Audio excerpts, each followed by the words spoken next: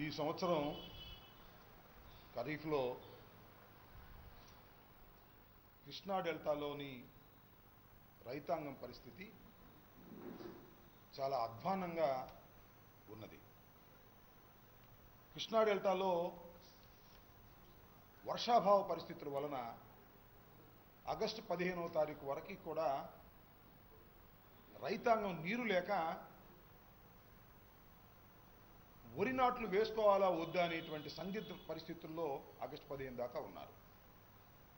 ఆ తరువాత ఈ ప్రభుత్వం తీసుకున్నటువంటి ఒక నిర్ణయం, ఈ ప్రభుత్వం చేసినటువంటి ఒక తీవ్రమైనటువంటి ప్రచారం అదేమిటంటే పట్టసీమను మేము ప్రారంభిస్తున్నాం, పట్టసీమ వల్ల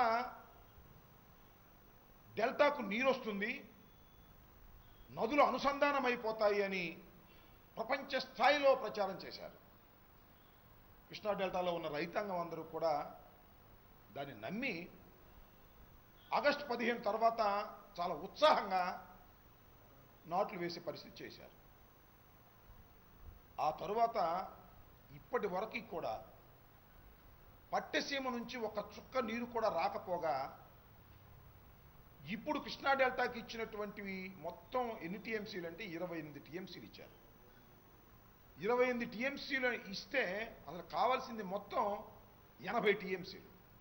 80 టీఎంసీలకు కాను కేవలం 28 టీఎంసీలు ఇవ్వటం వలన ఉత్సాహంగా పంటలు వేసుకున్నటువంటి రైతాంగం నీళ్లు లేక వర్షాభావ పరిస్థితుల వలన, దాంతోపాటుగా పట్టసీమ నుంచి నీరు రాకపోవడం వలన, కృష్ణా డెల్టాకు నీరు అందించలేకపోవడం వలన ఇవాళ పంటలన్నీ కూడా దున్నుకొని తగలేసుకొని వరి పంటలు దున్నుకొని వేరే పంటలు వేసుకోవాల్సినటువంటి పరిస్థితిలోకి ఇవాళ రైతాంగం అందరూ వచ్చారు.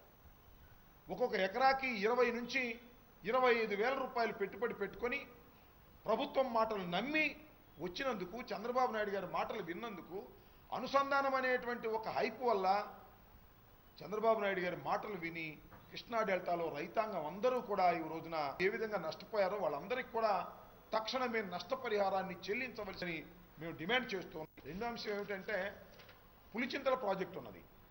పులిచింతల ప్రాజెక్టుకి ఒక 100 కోట్ల రూపాయలు మళ్ళా ఖర్చు పెడితే పులిచింతల ప్రాజెక్టు రిజర్వాయర్ కెపాసిటీ 45 టీఎంసీలు.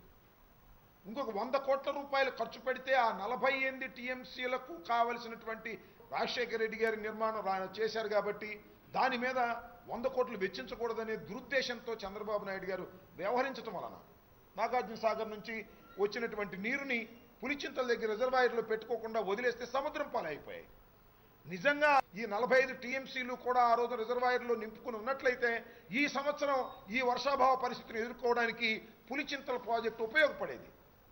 1350 ఎకరాల స్థిరీకరణ కోసం పులిచింతల ప్రాజెక్టు నిర్మాణం చేస్తే దానికి 100 కోట్లు వెచ్చించుకోకుండా మరి పట్టసీమ ప్రాజెక్టును ప్రారంభించామని చెప్పి మరి నీళ్లు అనుసంధానం అయిపోయాయి, వచ్చేసాయి నీళ్లు అని చెప్పే వరకు కూడా ఒక్క చుక్క నీరు కూడా మరి కృష్ణా డెల్టాకి గోదావరి డెల్టా నుంచి రాలేదు.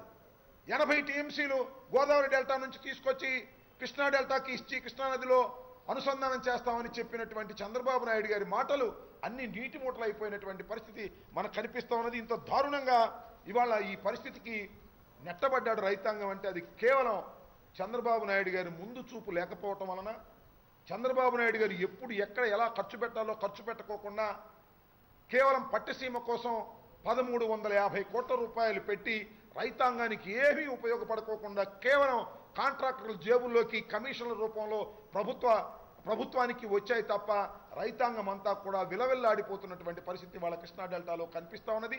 దీనికి ప్రధానమైనటువంటి బాధ్యత చంద్రబాబు నాయుడు గారు, ఈ రాష్ట్ర ప్రభుత్వం వహించి తీరాలి.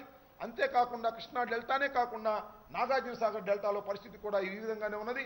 అదేమిటో నాకు అర్థం కాదు. చంద్రబాబు నాయుడు గారు ఇప్పుడు అధికారంలోకి వచ్చిన వర్షాలు పడినటువంటి పరిస్థితి, కాలువలు రానటువంటి పరిస్థితి, పంటలు ఎండిపోయేటటువంటి పరిస్థితి దాపురిస్తూ ఉన్నది.